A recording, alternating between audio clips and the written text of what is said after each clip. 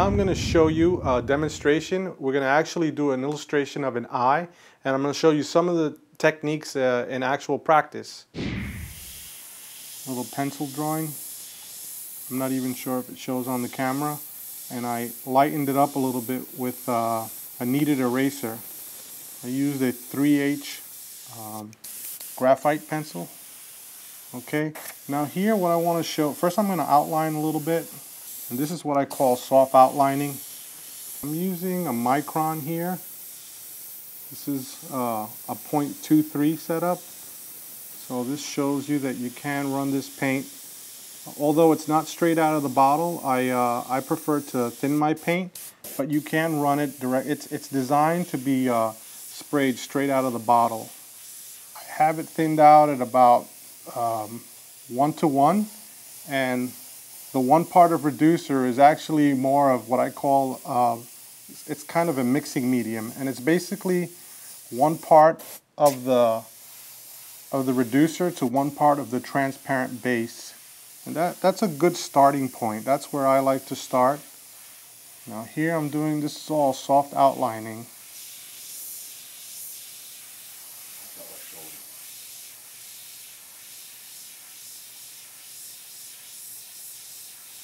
Okay, I'm going to show you how you start getting a little soft, and you want to, as long as you do everything light about what we have here, you can start sharpening up some stuff.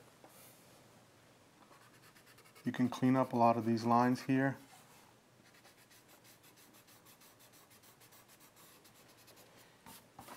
You can start putting some texture. I like to start doing a lot of the texture when it's very, very light, and then I build it up gradually.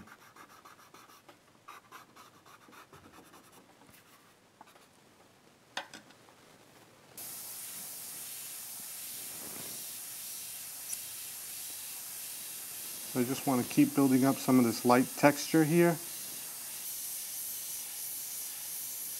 Okay, now I'm going to enhance that texture with a little bit of erasing. So think of it as a little shadow and a highlight.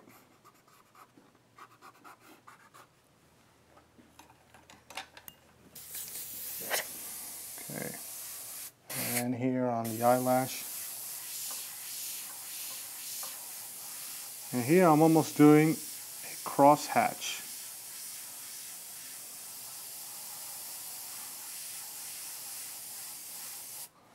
Okay. Now I'm using that crosshatch pattern, and I'm highlighting it almost, if you could imagine, almost like a little waffle pattern. But you can soften it up a little bit and don't do it so perfectly.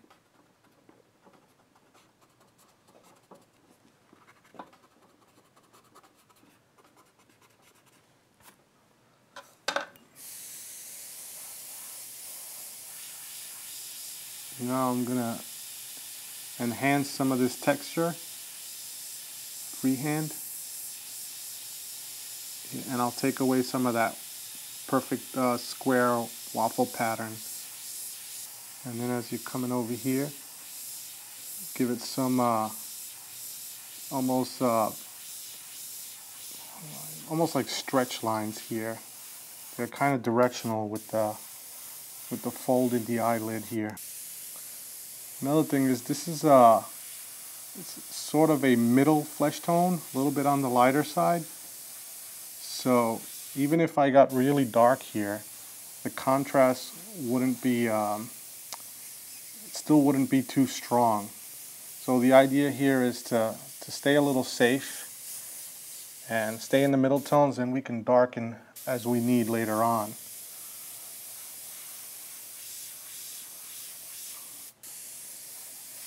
Over here, let's do some more directional lines here.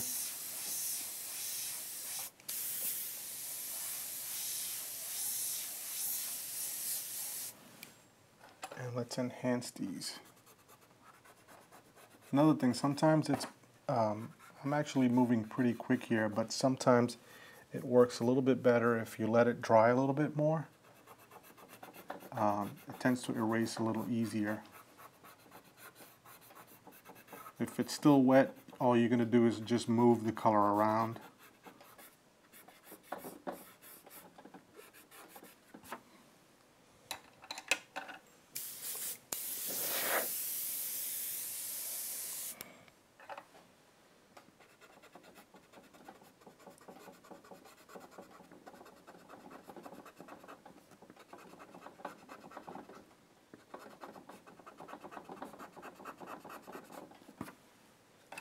I'm going to thin this out a little bit more because I want a little bit finer lines now.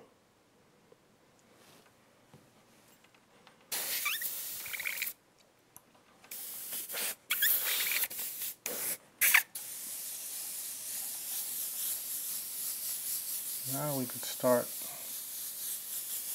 filling in some color.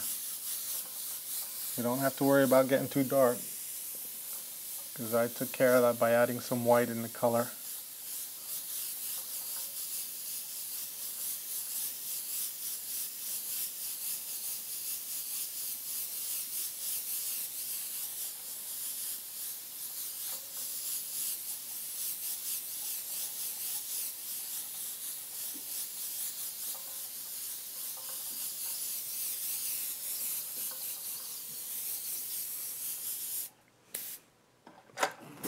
Okay, let's dry this up a little bit and see if there's anywhere we can put some more, like in the tear ducts.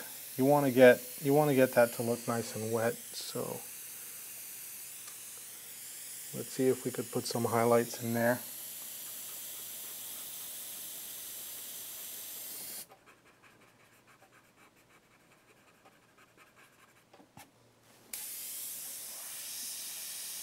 We define this edge a little bit.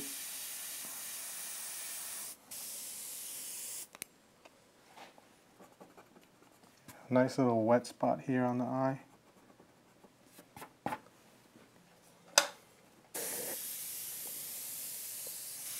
Sometimes, even though I'm going to do the eye a greenish color, sometimes you could start building up some of the tone and some of the shading and volume with some of this color, almost like an underpainting.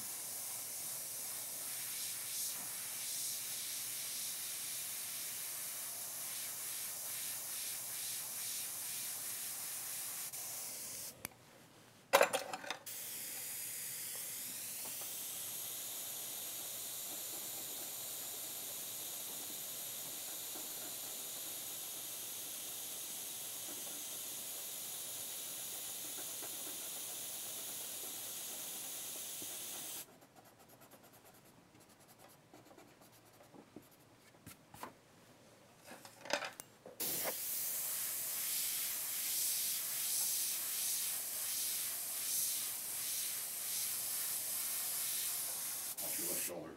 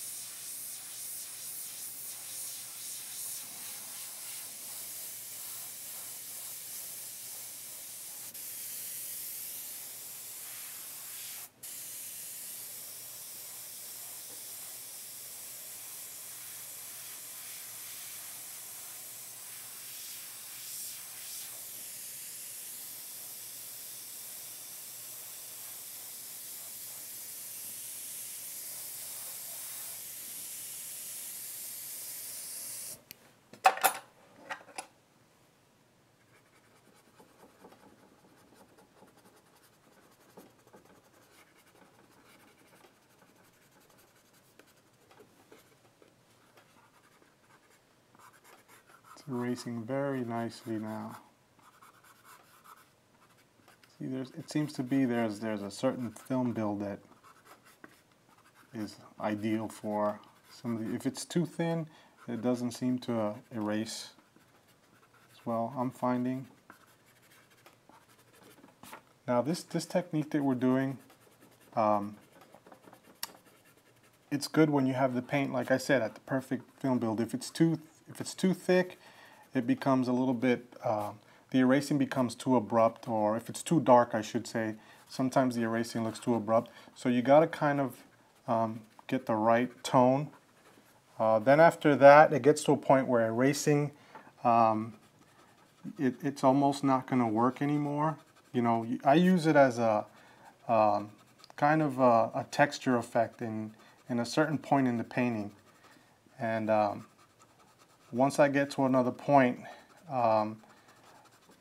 I can't use it like it. Once I start coming in with some of the darker colors, if I start doing some of this erasing, it's going to look way too abrupt. Like even there, right there, it's starting to get to that point. You know, there's other things that we haven't talked about. There's also, you know, erasing texture, and then sometimes you can use white paint to build texture. When you're using the white paint, you have to be careful, because that's when you start getting some of those that color shifting that you get when you use the white. I'm sure some of you are familiar with it. It tends to give all the lightened areas a bluish hue, and sometimes it can make a painting look like it's been repaired, or just doesn't have that professional look, like you could say. But there are ways to use it, and there are, like in some cases, before I start, sometimes you get too abrupt with your white highlights, and you want to soften them up. If you're going to do that, the trick is to do it when the painting is in a not so dark tone. Like for instance, right now I could come in, if these were too abrupt, they're pretty good now, but if they did come out too abrupt, I could soften them up with some white paint before I go in with some of the darker layers. Because once you get in with the darker layers, that's when you really start getting that blue shift when you do with the white.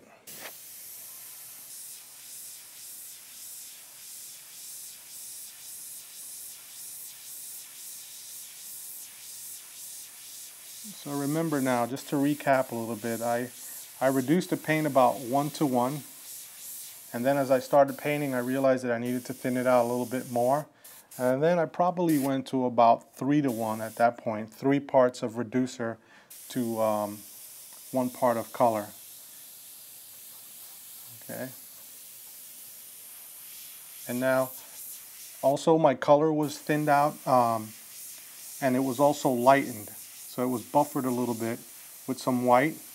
And then on top of that, I'm not using it full saturation. Here is an area where you might see that it's fully saturated. But see, all these tones I'm getting with this light color.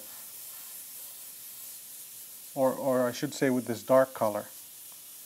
So you don't have to do full saturation. That's actually, you know, that's all depends on preference. I like to build my colors. Some artists, they match their colors perfectly, and they'll go ahead and they'll use full saturation, and that works also. But I'm showing you how you can layer your colors and get very, very similar effects.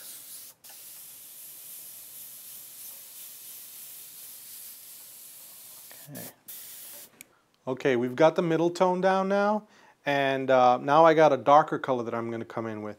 But I want to tell you that you can take this as far as you want. You can do a bunch of tones in between. You can mix as many middle tones or in-between tones as you want. And also you can go further with the erasing. You can do some erasing with this color also. But right now I'm switching to actually the high performance reducer, because I feel like I have enough texture that now all I need to do is deepen some of the colors and get some of the shadows, get some of the volume in the painting. So now I'm just going to go in with this color, and let's get right to it.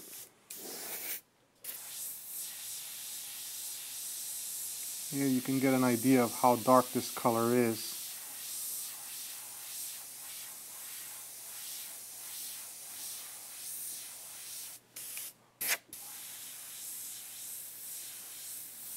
See, now with the high performance reducer, I'm able to go a little bit finer lines, I think. I get a little bit more flow with this reducer. So the idea for me is anytime I'm going to do texture, I'm using the regular illustration reducer. And then whenever I want more flow, If I'm going to do more freehand stuff with not so much texture, then I'm going to favor more the high performance reducer.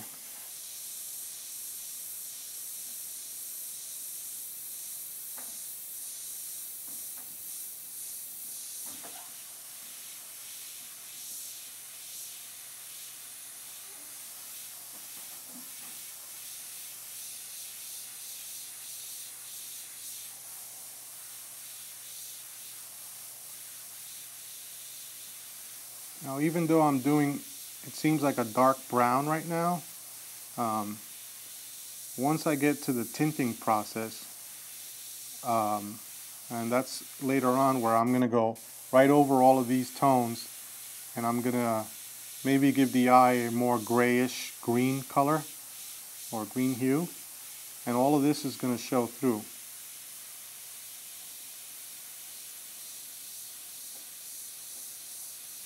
And you don't have to completely abandon some of the texture. You can still get like some of this color underneath here. You can still build it up with some texture. And later on I'm going to enhance this with some more of this color.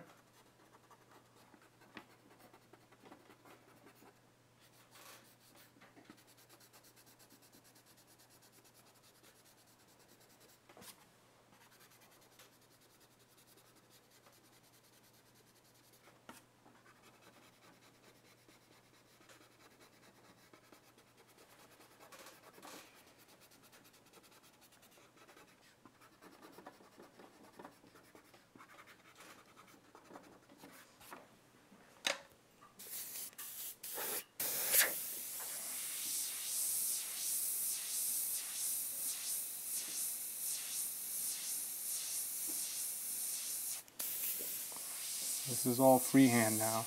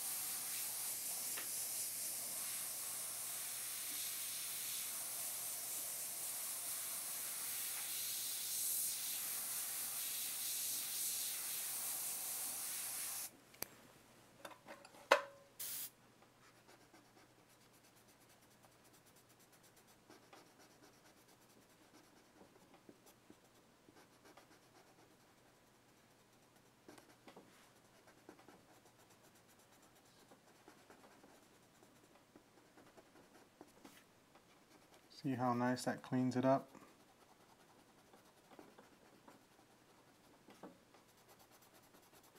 I'm lazy to use shields. I prefer this.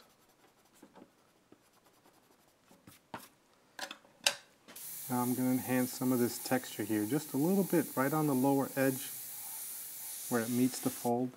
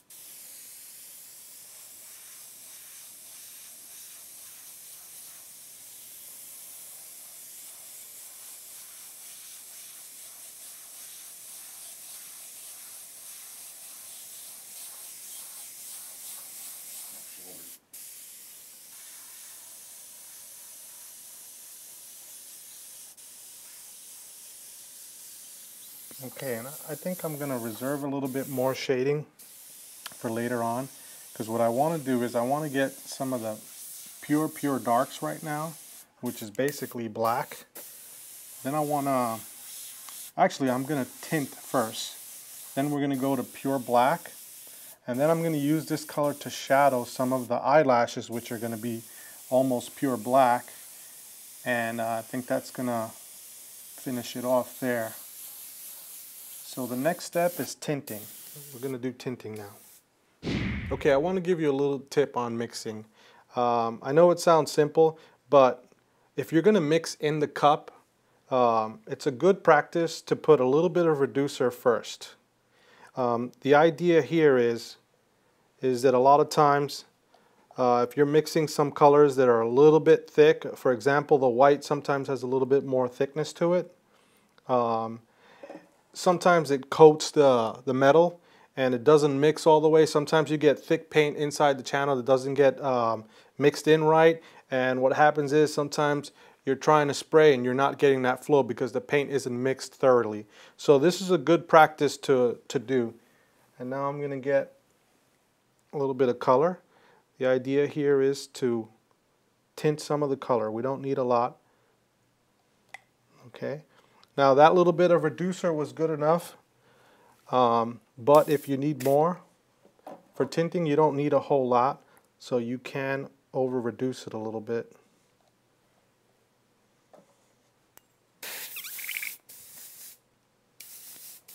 Okay, and now we're going to do a little bit of green over the eye.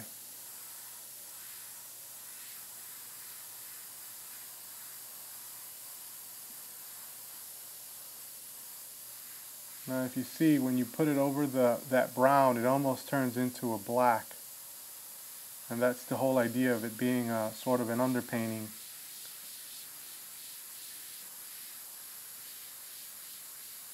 And then some of this overspray that we're getting inside there, we can erase that also.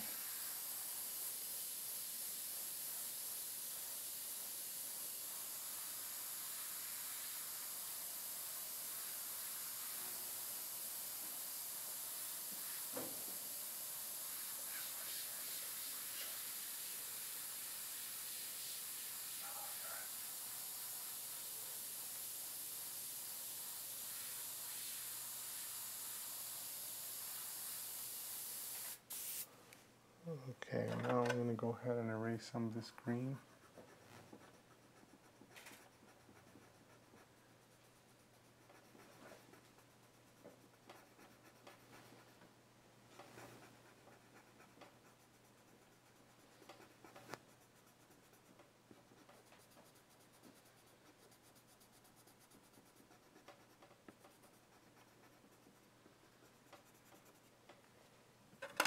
I'm going to mix some red, and I'm going to do some tinting around the tear ducts and a little bit of pink around the eyelids, and then maybe some veins to give the eye the look like it's bloodshot or something. And then that's it. After that, we'll do some more. I'll demonstrate. We've mixed some red now, and now I'm going to continue with the tinting process. And what we want to do here, right in the tear ducts, you want to be careful. Work around the highlights as best as you can. You can blend in a little bit into the eye. And if you do get some of it over the highlights, you can come in again and erase yet again.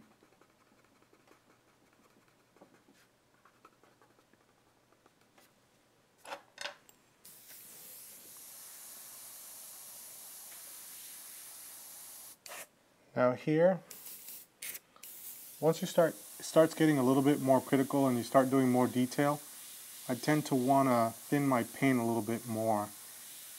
You know what, I want to take this time to talk a little bit about reduction. A lot of people, that's a big question everyone has about how do I reduce my colors. Well, there is no perfect reduction. For me, the rule of thumb is if you want to work lower air pressure, if you prefer, some people prefer a little bit lower air pressure, they feel like it's more careful, a little bit more controlled, then usually if it's lower air pressure, then I want more reducer, so the paint's a little bit thinner. Then the other thing is, if you want to work, if you prefer working at higher air pressure, then you're going to need a little bit more body to your paint. So you're going to want your paint a little bit thicker. Now, the other thing is, some people want their paint, they want to work at a high air pressure, but at the same time, they want their paint thinner and a little bit weaker. So in those cases, you want to use a transparent base. The transparent base will weaken the color, it'll make it more transparent, and at the same time, it'll maintain the body so that you're not having the spidering issue that you get when you lower the when you thin it out too much. So that's the idea, and that's how it's been, and it's always worked out for me. So just keep that in mind.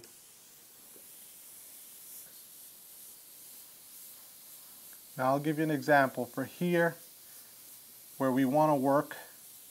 Let's say we want to do a little bit of veining with this color. What I'm going to do is I'm going to thin it out a little bit more, and also I'm going to put a little bit of brown in it, just because it's a little too saturated for doing some of the veins. And now I'm going to thin it out a little bit more, and then what we're going to do is we're going to lower the air pressure a little bit more too. You know, sometimes I'll really push the paint and see how far I can reduce it before it starts to spider on me, or and sometimes you can do it. You can push it really far.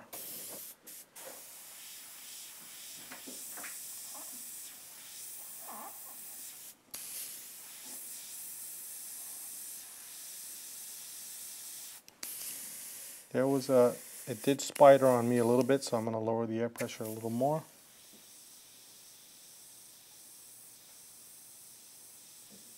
See, this is very controlled.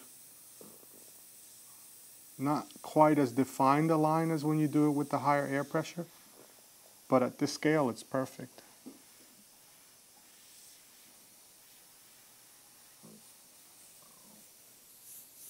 You use a little bit if you want to tint some of the flesh. Okay, and I think that's about it for the red. Now I think what I want to do is the white of the eye. We want to give it a little bit of shading. The eye is never pure white, although there's barely any pure white right now here because of all the overspray, but we want to knock it back a little bit more with some shading to get more form in the eye. And then after that, we're going to come in with some of the eyelashes, and I think we're going to call it done after that. Okay, now we're going to do a little bit of the white of the eye. It's a little too white. We want to get a little bit of form in there. So what we want to do is get a little bit of the bottom here. We almost want no pure white in there. Okay, and then here on the corner, a lot of the eyelashes are casting a shadow here.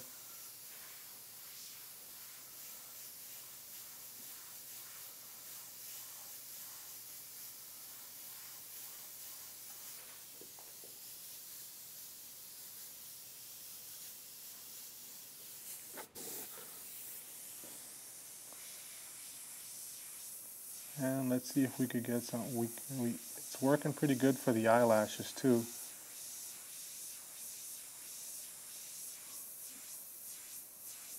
Now this color was mixed with black, about a drop of black, a drop of sepia, and a little bit of blue violet, about a drop or two of blue violet just to cool it down a little bit.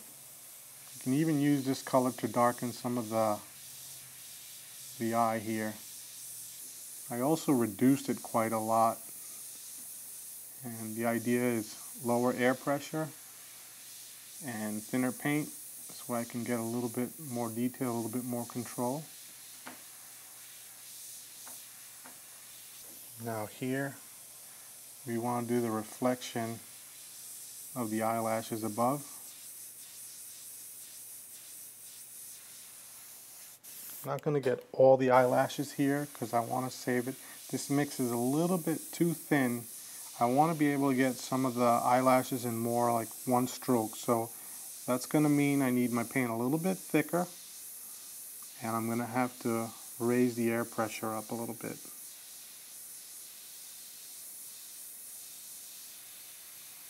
At the same time, I encourage you to experiment. You might find a nice setting that works better for you.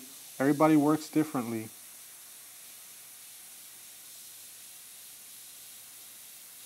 So take what I'm showing you as a guide, and you know, maybe you'll come up with your own way, something that works better for you.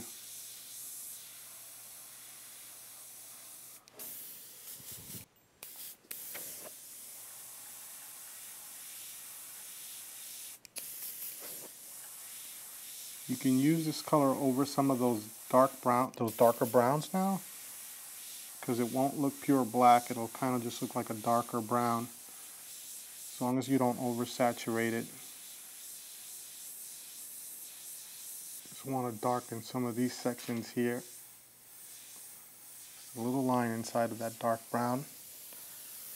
Okay, we just added a little bit more black to that same mix, and it's a little bit stronger now. I'm able to get some of the hair now in one shot.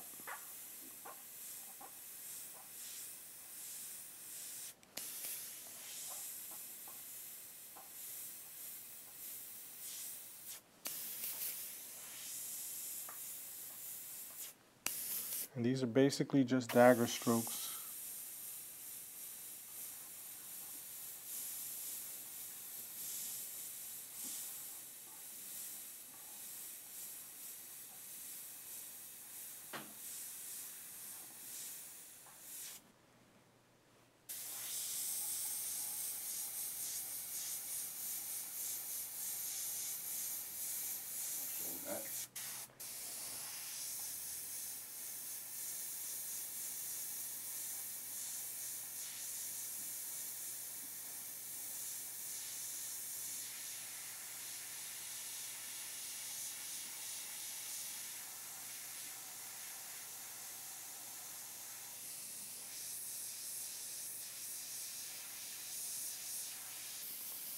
Okay, now while I'm at it, I'm going to erase a little bit more.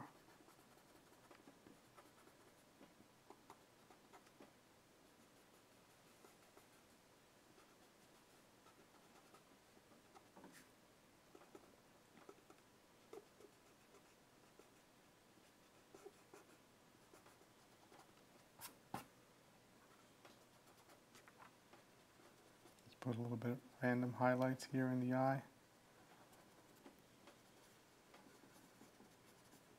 Sometimes the eye actually has a dome shape, and it'll catch a little bit of a highlight right around the edge of the, especially if you're wearing contact lenses.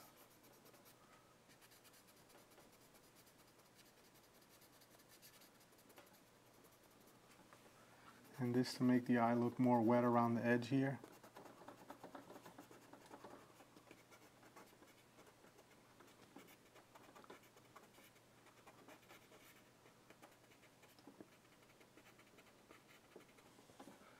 And around some of the bases of the hair here, put a little highlight there so it looks like almost the way a pore would have a highlight.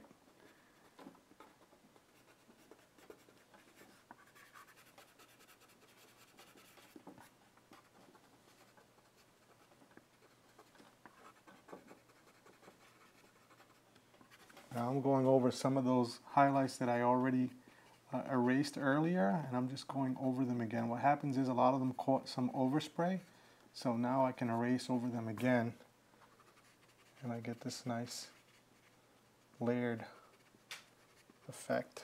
Well, I mean, the sky's the limit. You can just keep going and going. Sometimes this is a good example where I could show you where some of these highlights, they're a little bit more abrupt. I could come in with some white and soften them up a little bit, but at the same time, I think you guys get the idea. And you know, take what I've demonstrated here and apply it to your own renderings and see what you guys come up with, and take it a little step further. Just know that you can take it as far as you want, or you could even simplify things. You know, you could have done this whole thing all freehand without all the texture, and it still would look like an eye. It still would look pretty dynamic. But if you want super photorealism, the way to go is go ahead and use a lot of erasing techniques. Maybe you want to use more of that the illustration reducer, and if you want to do more freehand stuff and not so much erasing, then go with the high performance reducer. I'm really excited about Createx illustration colors. In fact, this is the first water-based paint that actually feels and performs like solvent-based. I showed you what you can do with the paint here. Now it's your turn to give it a try. For more information, go to createxcolors.com, and thank you for watching.